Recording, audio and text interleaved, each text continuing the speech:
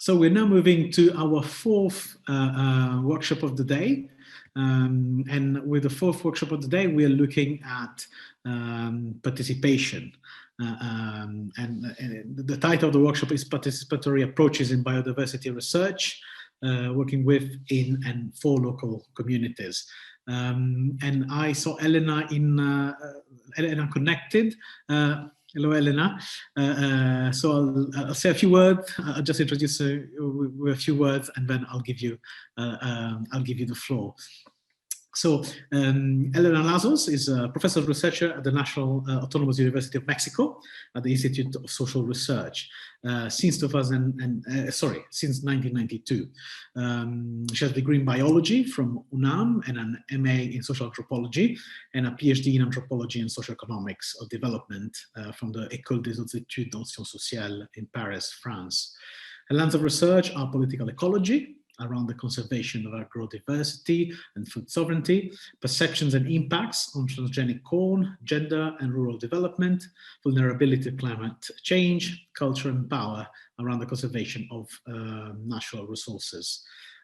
She has coordinated over 20 research projects on social, environmental and territorial dynamics and agrodiversity and biodiversity. She's a member of the National System of Research of Mexico. And last but not least, she's also a member of the scientific committee of the IVD-GDN Biodiversity and Development Awards. Elena, the floor is yours.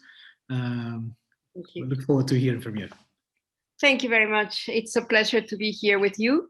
And it has been a pleasure to be reading your projects and be inspired by what you are trying to achieve. I will then share my screen. I think it is now shared, no? Yes? Yes, okay. We can see it. Yes. Okay, perfect. So what do we have to say about participatory action research, or nowadays, what we call transdisciplinary research? Well, there has been quite a lot of said, and there's a long history, So what now it is a boom in social and sustainability sciences, but what it is more than a methodology or method, I think it is an ontological and epistemological proposal. It not only involves this collaborative research, but also involves a transformative education. We will see the origins of this. And it is always trying to provoke a social change. And of course, it is a concept that we will call it like an umbrella concept, because there are a lot of methodologies, epistemological proposals around this participatory action research. And of course, there is a lot of challenges. Well, the origins, well, it goes back to the 40s, the 50s, with philosophers like Kurt Lewin or Soltag, that he was anthropologist, and what they call the spiral science, in the sense that there is always an interplay between the researchers and the participants. And it was a little bit more like this S-curve of adaptation that Ida was explaining. And it is like that. It is like a spiral science in the sense that we are always connecting. And sometimes they are very good connections. Sometimes we are going far from the connections. But it is this sense of continuity, this sense of going back and forth. And it can be explained because of psychological traits, because of social traits, because cultural traits. We are understanding different cultures. We are going outside and inside of that cultural transformation. The origins also, and I was talking about educational transformation. Well, we have to mention Paulo Freire, that he was a Brazilian. And he wrote, the Pedagogía de los Oprimidos, or Pedagogy of the Oppressed, And what he was working all his life, it was all these research projects for and with the communities, to produce knowledge, to produce or to provoke a social transformation. And it will be through this participation and what he was calling consciousness of to take political action. And I am now putting in colors these big words. What are communities? What is knowledge? What is social transformation? What is participation? What is political action? And I think that those big concepts, we have to understand them in order to try to be, what are the communities with whom I am working?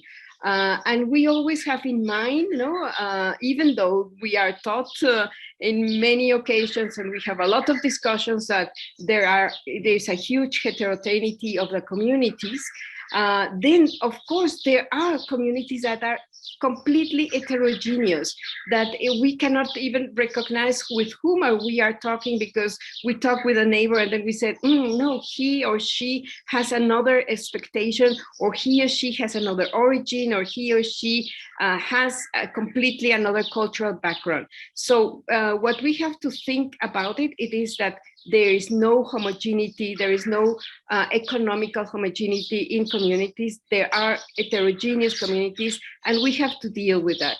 Knowledges also, we have to talk about knowledges in the sense of also heterogeneous knowledges. Social transformation, what it's about social transformation? What are we trying to achieve? Only like adaptation of a technique, and what does this mean to adopt this technique? There will be a social transformation because of this adaptation. What is participation? No, what is political action? And we will see now. Well, he was also Freire, was against the colonization, this idea of development as progress and modernization. He was against that idea of only measuring development as progress or modernization. And of course, he was against this positivist paradigm. No? So in this, he was having this new educational paradigm. No, we already heard about the paradigms. No, it was a new educational paradigm because it was facing this authoritarian education, and that dissociates all the time theory from practice. So here, the new idea, it was always to be associating or to be working theory with practice. We have to be having ethical and political principles, and we have to have a critical pedagogy. In the sense of these ethical and political principles, well, it is the construction of relationship based on equity and justice. And of course, also these are big words. What is equity? What is justice? And are we dealing with different conceptions of when we are within the community? What is the conceptual or concept of equity among these all these persons that we are going to work? What is their concept about justice? No, so here we have to have a lot of methodologies that will inspire us in communicational, emotional, and of course cognitive capacities. But also we have to talk about Falsborda, from Colombia, and he wrote his thesis about the peasants in the Andes, or what was the problem with the land access. So he was always working for social, economic, and what we will call now socio-environmental justice. He was having a lot of archives, and he discovered quite a lot of documents that were compromising the elite agrarian in Colombia. And he made a lot of interviews, life stories, all these collective reflections, to find solutions. And he was working a lot with these peasants. And he will always be considering the researcher as a mediator of stories, as a mediator of information, as a mediator between the action and the praxis. And he will be combining all the time this, and he will define participation in that sense. There is research, there is action, there is praxis, and that gives us the possibility to have this collective reflection, and that he will be calling participation. And of course, he will be participating with social movements. And in this sense, also, he was in a rupture or an epistemological rupture from the positivism to the constructivism. And from him, we have this concept about the senti pensante language, in the sense of to think feeling and to feel thinking. And now, another Colombian, Escobar, he has picked this concept of the senti pensante, and he has thrown it in all this participatory and this development language. And we have to then say, okay, we have to, in this senti pensante language, we have to recognize the values of others, we have to recognize the knowledges of others, we have to enforce actions with the praxis, we have to integrate all the different voices. Are we going to provoke a social change, and in what sense are we want to, because we can have different expectations of this social change, so we have to really reflect upon them with the communities, and of course we have to be building co-responsibilities. So in this sense, there are a lot of sisters, of what I call these PAR methodologies, and they are from the 70s. It turned out to be like a counter-hegemonic model with these new epistemologies, and we have then a lot of examples and of philosophies, ideologies, that they were sustained, of course, by Mahatma Gandhi, by Swans in Tanzania, in this integration of different local knowledges in the development projects. In India, we have Rajesh Tandon, with all these that he started with the community-based research. In Africa, we have Youssef Kassam, Kamal Mustafa, and Deborah Bryson, that they started to have this counter-hegemonic model, this shift of the paradigm. And then afterwards, from the 70s, 80s, we have it in not only in agronomical aspects, because the agronomists, they were working a lot in all these new methodological, epistemological. We have seen they were coming from philosophy, were coming from they were pedagogists, they were sociologists, they were anthropologists, they were biologists, that then they started to say, well, all what we have been saying, how people are really conceiving, how are they understanding, and how all these different political differences are expressed in our relationships.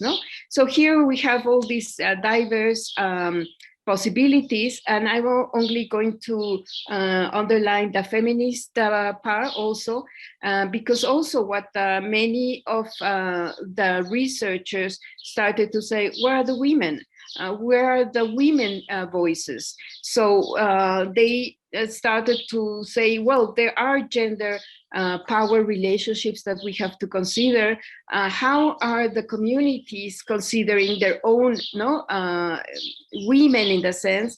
Are they participating? Are they not participating? In which activities are they participated or not? And how then to build capacity within all?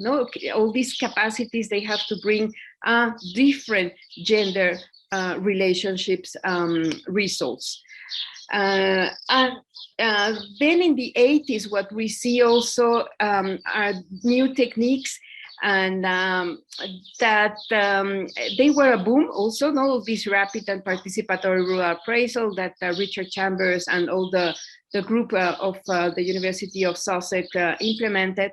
And they were pros and cons, in the sense of, they were learning very, very fast a lot of, the problems of the communities, but also I think that they were provoking a lot of expectations of the communities. There is going to be a social transformation. There will be economic and cultural transformations.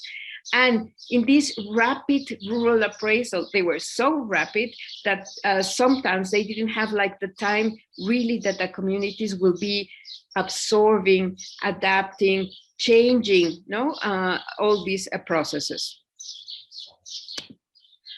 And here, there are many definitions of all this participatory action research, but what I want to bring to your eyes, it is action and reflection, theory and practice, these practical issues of concern to people, and of course, again, this word about communities, So the basic principles, it is, well, from where are you formulating your research questions? How are you formulating your research questions? And is this implying participatory? Then how is the communication capacity are you going to deal with? How are you going to recognize the individual and also the community capacities? The individual in the sense of, well, what also it has been said about the adaptation. There are some persons that will be transformed into leaders. What does this mean? Do I want these leaders? How do I want them to cooperate? Are they well integrated in the community? How the community is looking to those type of leaders? Do they like each other? Or there are, of course, different hierarchies and power relation within the community. So if I am speaking with a leader, how is the community really considering this, and hierarchical, what are the meanings of these power relations? So also what we have to consider are which are the priorities of the community. Perhaps we come with a great idea and we said, yeah, we have to have agroecological practices and not to have this conventional agriculture. But is that a priority for the community? Or what we have to consider all the different vulnerabilities that the communities are living, and that they don't prioritize this possibility, and they are prioritizing other vulnerabilities in their own life.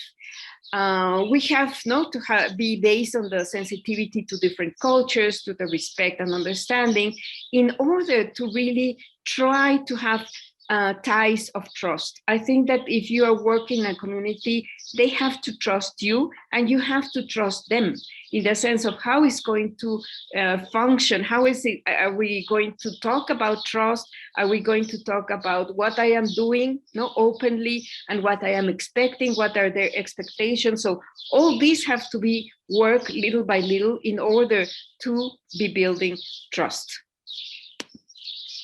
And of course, you know this participatory ladder or scales, where they have been saying, well, you don't always have these participatory actions. Perhaps you are only co-opting, or perhaps you are only manipulating some of the persons of a community, or perhaps you are only informing in the sense that, when I sent you some of the papers, and when many times there's already the decision of a protected area, and only the people are coming to inform, from the government, or the researchers are coming to inform, there is going to be a national protected area here, or biosphere reserve. And why? What for? So it can be only information, and that is not participatory. But many times the government is saying, yeah, it's participatory because I am informing the people of the communities that there is going to be a national protected area there. So then there will be a lot of conflicts because of that, Or we are only consulting, and that's also not participatory processes, or they are only cooperating, or we are trying to provoke a collective action around an issue that you are trying to introduce, or you are trying to say, agricultural, we can say organic farming, it will be better. Why?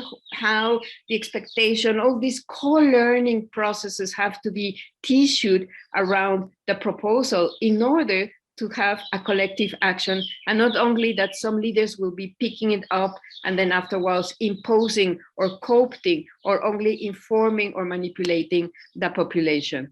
So in this sense, participatory really process in our research, it goes back and forth in the reflection, in the action, in the reflexivity, and the action again. So this is a circular process that we, for every action, have to be processing. So our design research, what we have to be really aware about is how are these power relations, with whom I'm going to work, with whose knowledges are coming into the surface, whose voices are being heard. And then to construct these relationships, to see that this process is full of subjectivities. And instead of going scared about these subjectivities, we have to face these subjectivities. Yes, there are people that we have a very instant good relation, and the other ones I said, no, this is a distrust, or what is happening here. So all these subjectivities is important to be spoken, to be really discussed. Then to identify roles and responsibilities, and then we will see a little bit about all these participatory methodologies, but that you have a lot in internet. You can find quite a lot of participatory methodologies.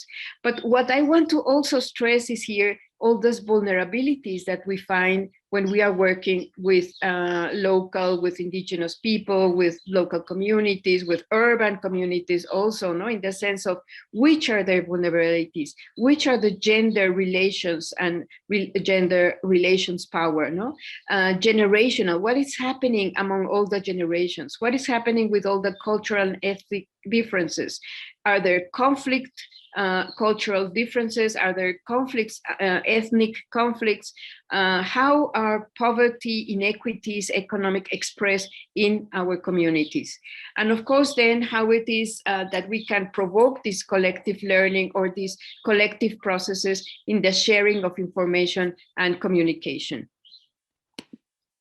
And well, what we come here, it is to the emancipatory knowledge, in the sense of, well, how are we building this critical knowledge? And of course, it's not neutral. Of course, we have biases. So we have to understand these biases, and we have to really face them. And we have to always see that the knowledge is situated and it's reflexive in order to provoke this participatory process about this power structure and how do we prioritize the actions. How do we construct these different worldviews? How then we are shifting to this constructivism paradigm, in the sense that then what we come to it is that reality is socially constructed, where multiple interpretations of the same problem, there are different visions between researchers and local people, and that we have to work on it. It is not that it will be always a problem, but we have to work on that. How are they perceiving their own reality, and they are changing their reality in a different way that we will do it, or that the other one will do it, or that an authority will do it. And of course, these questions the positivist scientific knowledge, And then here, of course, if you are coming from biologists or you are coming from agronomy sciences, then this poses you a different position, a different question, to really construct these situated and reflexive knowledges. And of course, the theoretical backgrounds of all this participatory research comes to, well, what it's, the constructivist theory have been making quite a lot of new possibilities. The theory of complexity, the Marxism and critical theory have also worked on this. Of course, all the feminists, in the sense of all these gender relations and gender power relations, we have to see the world in a different way. And of course, all the post-pluralism in social sciences that have been nurturing all these theoretical frameworks of the participatory research. And in this sense, how to be designing methods, how to be constructing our questions and our goals, well, then we have to identify together the problem.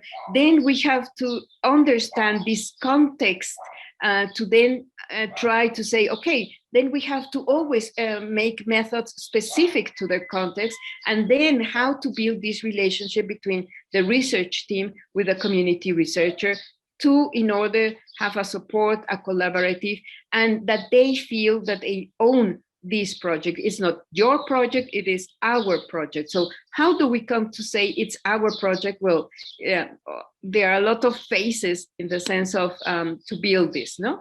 And then we have to say, well, how to really to transform all the participants or of the communities as reflexive agents in order to change practices, in order to change social structures, but that we have to really construct together all these communication systems.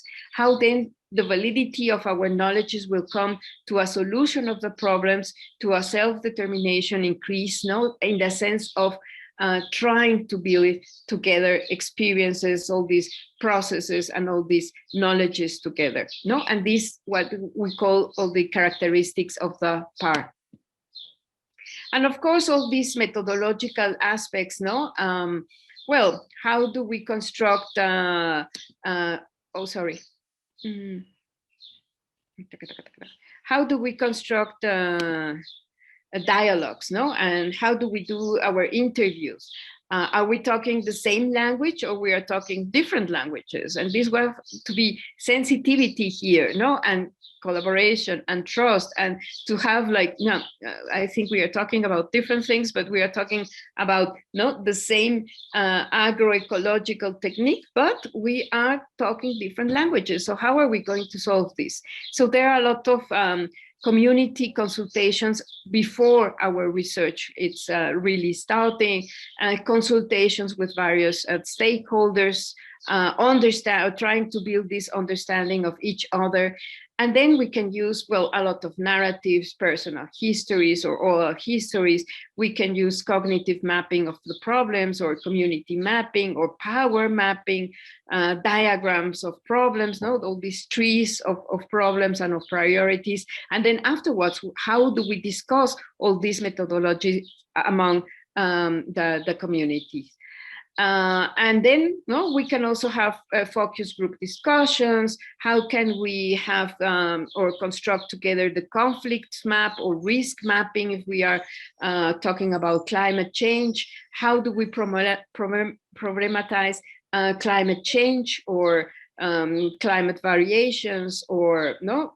So we have reflection workshops, collective action workshops, participatory problem structuring, and of course all this literacy imagery that we have to also discuss with them, how it is the more possible way of understanding and communicating really the problems that they are living, that we are facing, no?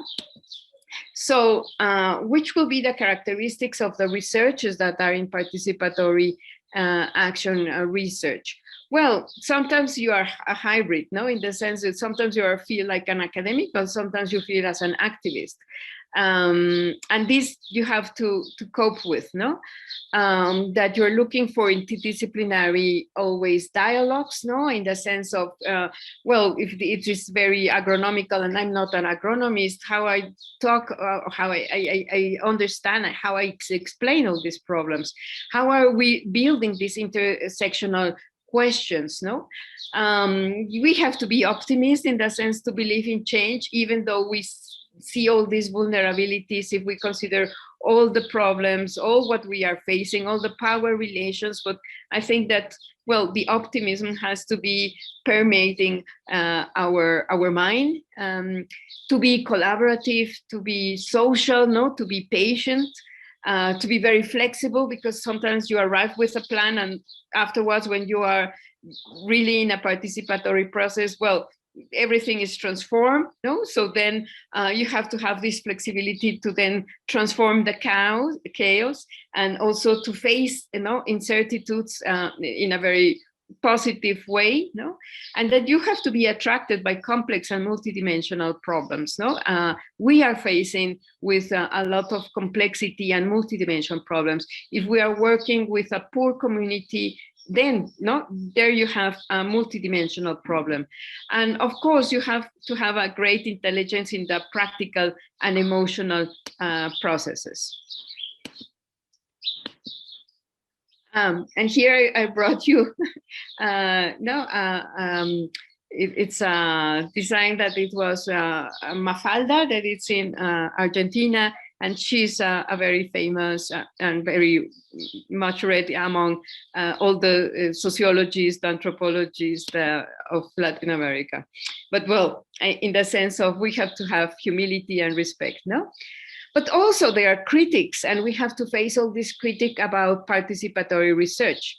First, it's not the panacea, no, it's not going to change everything in our communities, no, or in the communities where we are working.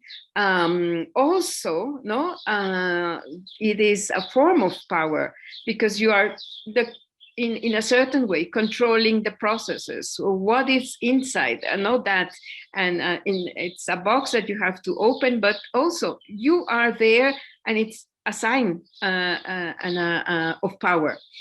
Also, it can reproduce inequities. Of course, we cannot work with all the community, no, with all the at the regional level, no. So also we are working with some families, and then this create inequity. So you have to be very much aware of what I am creating about this social transformation, or I am creating more problems than resolving problems. I am reproducing inequities that afterwards, how we are going to deal with that. Also, no, all these dialogical compromises, when you are finishing your project, well, what are these dialogical compromises coming forward, in the sense of, well, if you are not there already in the community, how are these dialogical compromises going to be solved in the long-term issues?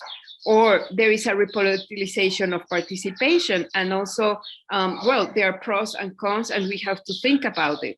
Also, there will be cultural and spatial perspectives transformation. And then there are some that they are criticizing how participatory research is provoking all these cultural differences perspectives, no? And of course, how are we interconnecting with the regional, with the national, and with the global scales? And this has been also a critic, in the sense of, well, participatory research is always very much local, and how are they going to interconnect with other scales? And of course, then we have to think about, if we are dealing with markets, if we are dealing with some changes that will be inside global scales, of course, then what are these interconnections in order to see the outcomes of our possibilities of change? And of course, then sometimes if you are in this participatory research, sometimes you are very much biased, in the sense of that deslegitimation of non-participatory research. And also that's a critic, because all research, it's legitimized in the sense of, well, if you're working with ethical principles, etc., but not to create that only participatory research has the voice, that we have to always question that researchers, we are not neutral actors, and sometimes we are saying, yes, we are neutral, we are not, we are only combining it. No, you are biased, and face your subjectivities.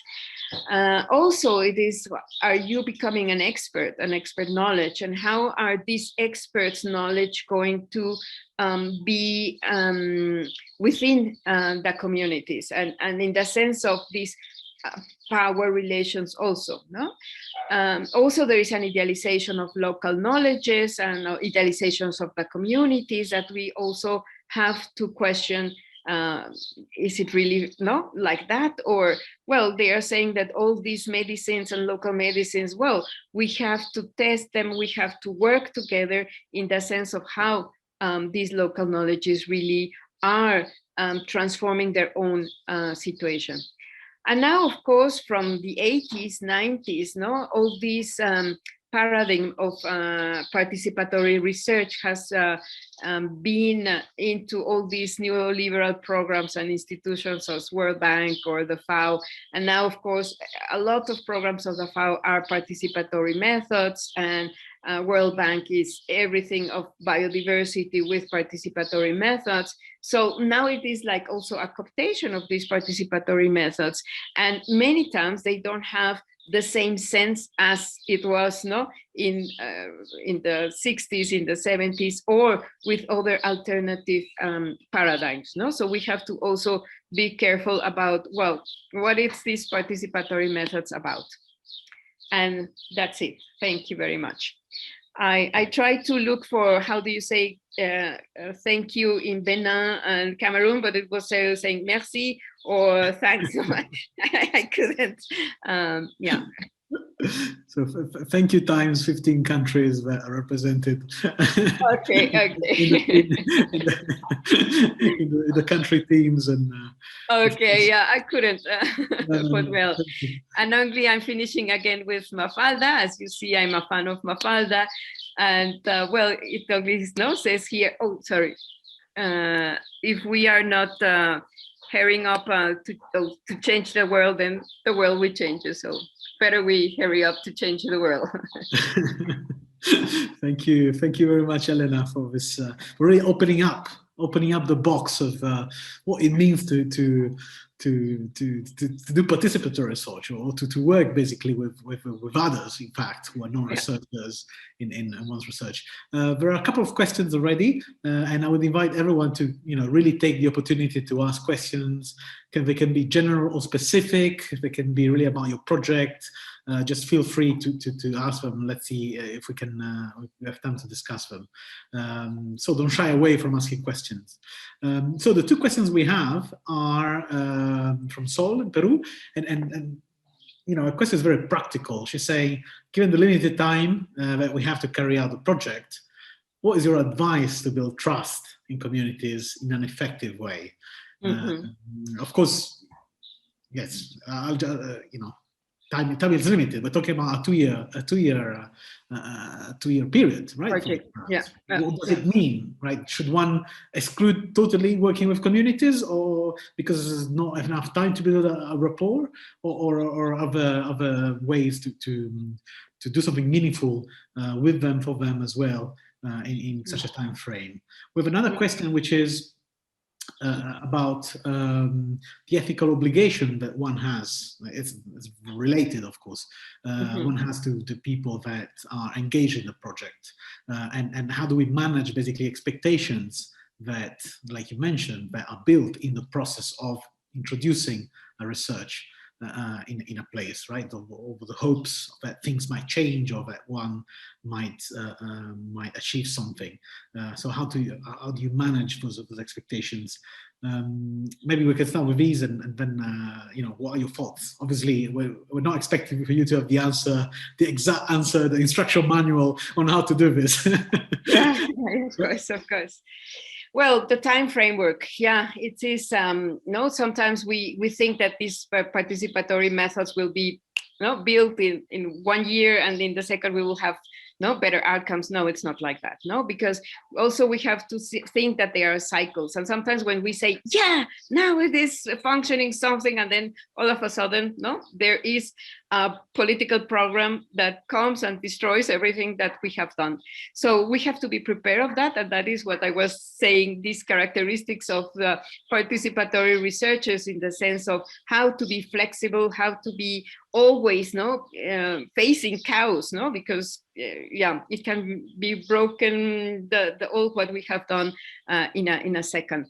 But I think that to build trust, you can start with a diagram of problems, and to say, well, I am a limited person. I only know this, and I can only help you in this, and we can construct some bridges in this point. But even though we made all this tree of problems, and it is very important, for the research, for the participatory researchers, in the sense of, well, which are the problems that I am facing? Which are these contexts where I'm going to work?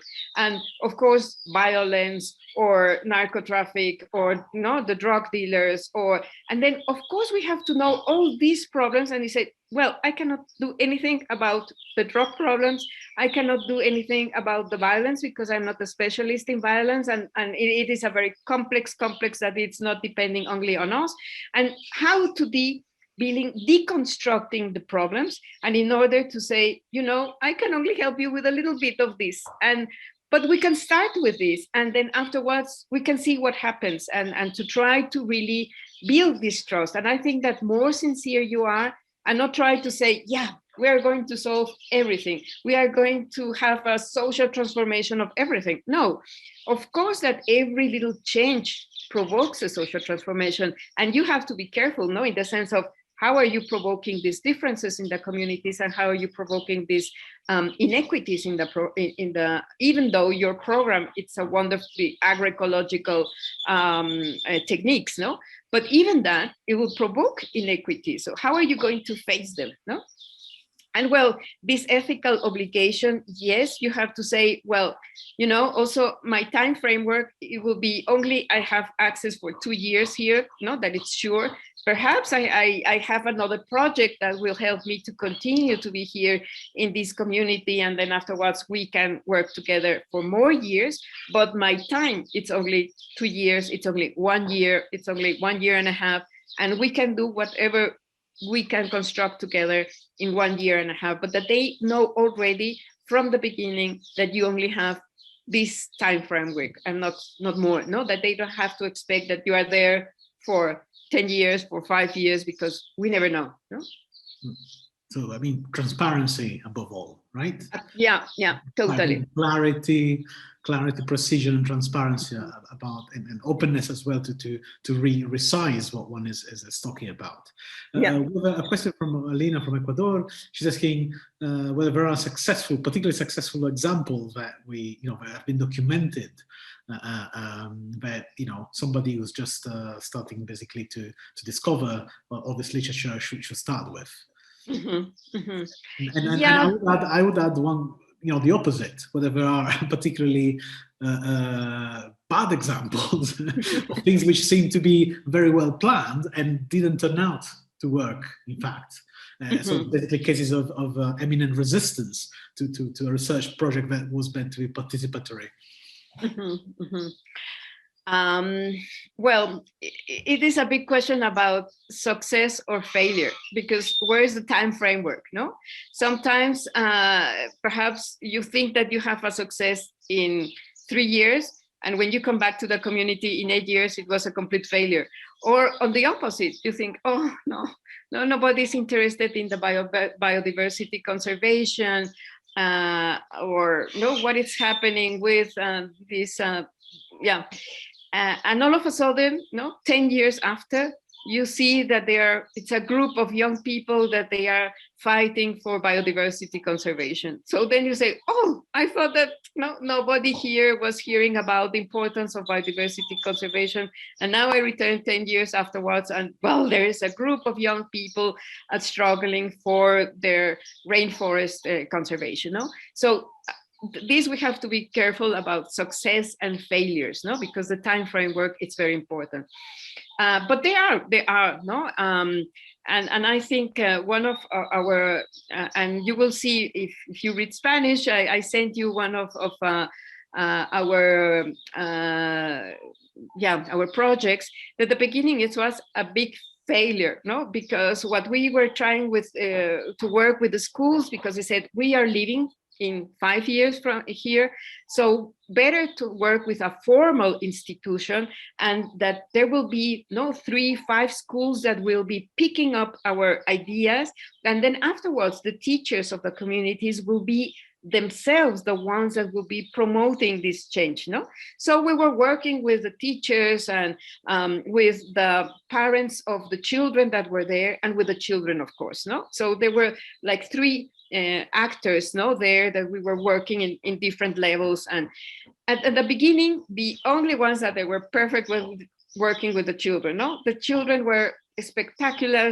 They were making transformations in the little cases, in the little parcels of their parents. The parents were more or less, because we were making demonstrative parcels, and how can we make with burning or not burning, or with agroecological aspects or not with with the conventional agriculture, with native mazes, land races of maize, or with hybrids mazes. So we were making a lot of demonstrative parcels. So the parents were, sometimes yes, sometimes no. but the cows were with the teachers, no? What we suppose that it was the most important figure in our, no? And they were cows because they were very politicized. They were looking only how to have this political, no, access to the trade unions. And then it was so difficult, no? And we have a lot of deceptions working with them. But then afterwards, there were 3 young teachers that were starting. And again, no? So then you say, sometimes after 5 years, we say it's a cows working with the teachers. They really, no? But afterwards, no? It came to be like really managed by 3 very young teachers, and really they were spectacular, no? So with the ones that we thought that, well, they are old already, they know what we are saying, it was a cows, no? Because they were so politicized. And the other ones that they were the young ones, it was spectacular. So if it was successful or not, it is said, well, it was a success in a certain sense, it was a failure in some other sense. So it is always like you have to be balancing all these aspects, no? But failures, I have a lot of examples. The reading list is too long. But we have to conserve the optimism. Exactly. No, I noticed the optimist, the features of the researcher. Be optimistic. Yeah. Now, 2 questions. I think I don't know if I mean, please, everybody. Please feel free to ask questions. Yeah, now, this is a chance. But 2 questions that come to mind. One is about working with powerful subjects, right? To formal power structures, right? Because of course there's this image that one local communities is very flat, very, very accessible, etc. Obviously, with our projections, how to deal with power imbalances and power structures, particularly when one is trying to get access, but at the same one wants to at some point change something, right? There's this conflict between established power structures and hierarchies, and whose interests you're going to touch. So how to deal with that, and whether the participatory aspects, right, can help or not, or hinder, in fact. Does it can it make you enemies, basically? Because you've been working with constituencies, right, that are important also for people who are interested in them. So this is one question. The other question is about, very practically, this is a selection process for a research grant, right? Which means that by next month, everybody will have, of course, a research question, a methodology, a list of references, a team, etc. So it's obviously a little bit of an abstract exercise, right, in designing a piece of research. Yeah. So for those who want to do participatory, want to integrate participatory approaches in their research, but need to basically finalize the project in the next 3 to 4 weeks. Should they abandon participatory approaches and just focus on something else, or what would you suggest? Yeah, because of course they won't be able to change the research questions or the method or the location, etc. So how, any piece of practical advice on how to manage that kind of dilemma? Yeah, as I was trying to say, not every research has to be participatory research, no? It depends on your interest and in your question. But if you're really trying to work with a change in a community, you must work with participatory methodologies and with this epistemological rupture, I think so, no? Because you have to change your mindset in the sense of, okay, I am not doing any more like biological research where I have to say these trees and how to, no, or with the distribution of the animals, or no, I'm dealing with menaces to this biodiversity. Which are the menaces? And that is why I was talking with, I think, Sylvester, or with the persons that are with these, I forgot this very beautiful little animal, echidna. I don't know how you... Echidna. I didn't know how to pronounce it in English. Well, they are hunted and they are eaten. So how to then transform it into they have to be conserved? And that's a big question. No, that's really difficult in the sense of, well, if they are being hunted to be eaten and they are part of their food system, and it's part of their culture, how do we deal with now we have to conserve them because they are almost extinct? And I think there you have to say, okay, what I have to understand it is all the food system. I have to understand, and not only to be focusing on we have to conserve it because we have to conserve it because it's important to conserve it for biodiversity, because then you have to touch these strings, these individual and collective emotional strings of what will be the importance of conserving this echidna, for example. And in that sense, or also there was another project of big mammals, in I think it was in Sudan, or well, it was in Northeast Africa. But in that sense, we can think about, well, how to deal with the problems that they are using, which are the menaces, and then afterwards, how could I transform these menaces in possibilities? Could I say, well, if for the echidna, if perhaps we can make a park, and then we can make a tourist attraction, and then you can have money to have a compensation instead of hunting and eating these animals. Perhaps we can attract some, this new tourism or ethnotourism or whatever we want to call it, but in the sense of, or ecotourism, in the sense of, visiting the parts of where you can have in touch with echidna, and they are very social animals. So then, okay, how are going to transform these negative things into a positive thing? So even though you don't achieve it, it's important. It's only the click that you have to work on your mind and to say, how can I build a participatory research in order to become an emotional process for a collectivity that could transform the hunting into the conservation, And I think that if you work on that, you will be successful in your own 2-year research, And then afterwards, of course, to work with the people, it will be a long-term process, But then afterwards, perhaps you can have also another GDN project, and you could stay 2 years more if you really have built, another possibility, another scenario, that could help you to build the basis of trust, of communication, of we are speaking the same language, Because I think that to construct this, it's very important, And I only tell you, when we came to, we were working in the south of Mexico, and we were saying, oh yeah, the deforestation, it's a problem, and deforestation. And all the people were looking at us and were saying, is it a problem? Yes, it's a problem. Oh, no, it's nicer now, because we have better roads, we have communication, we are not dying because of the snake bites.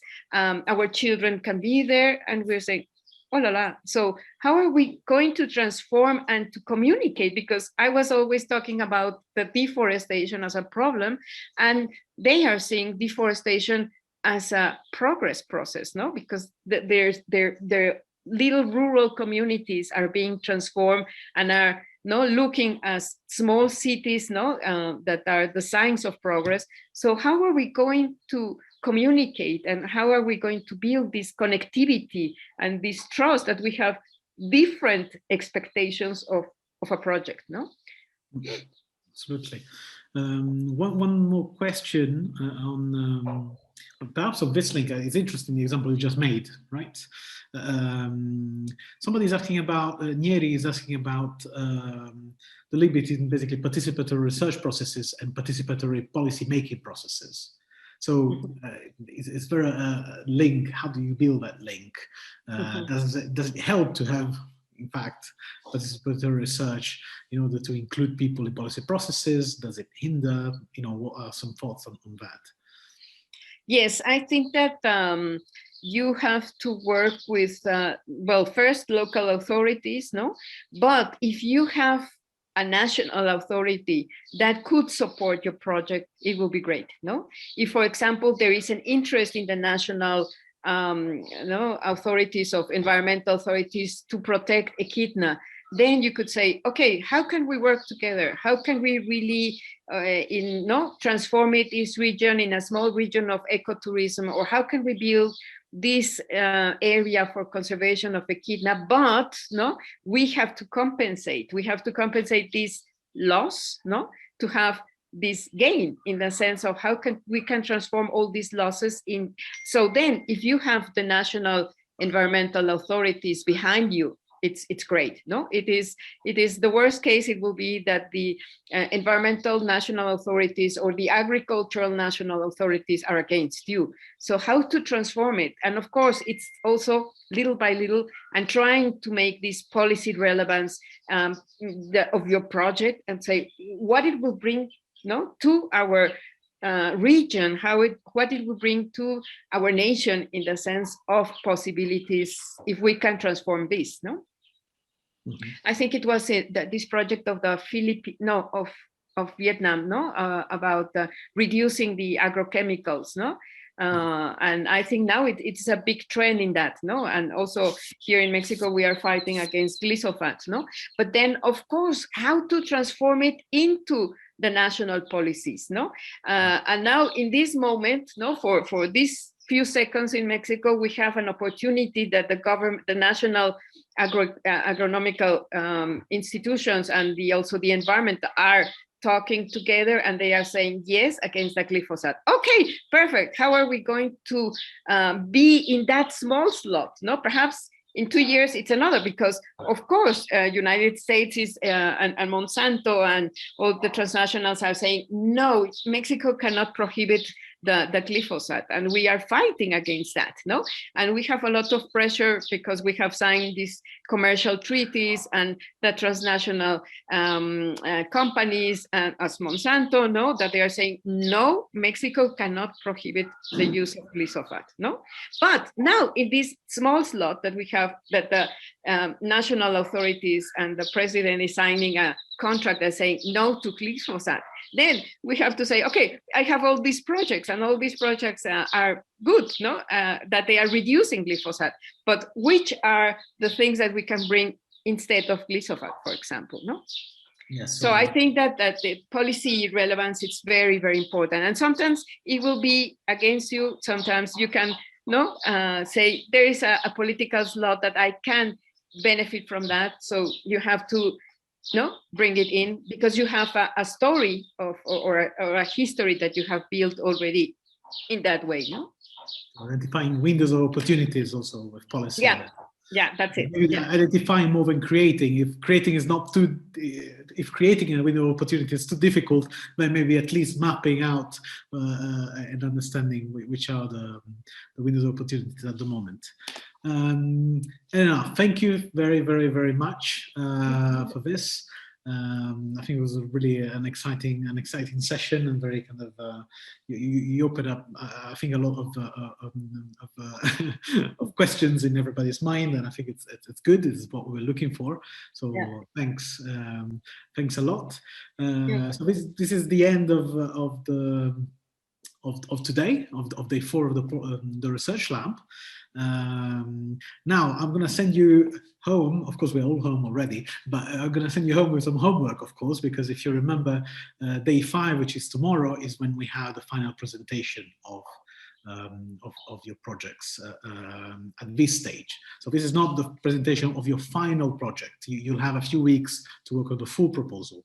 But what we want to hear from you tomorrow is basically a revised version of what you did on Monday, but adding one slide, which we really highlight what is it that you're thinking of changing in your project. So how is it that the conversation you had this week, yesterday, today, how the conversation we had on Tuesday, how the keynote we had on Monday, how the interactions you had with your for your own peers over the platform we set up? How are they influencing the direction of your project in terms of question, in terms of methods, in terms of how you are defining policy relevance and what your ambition is in terms of that?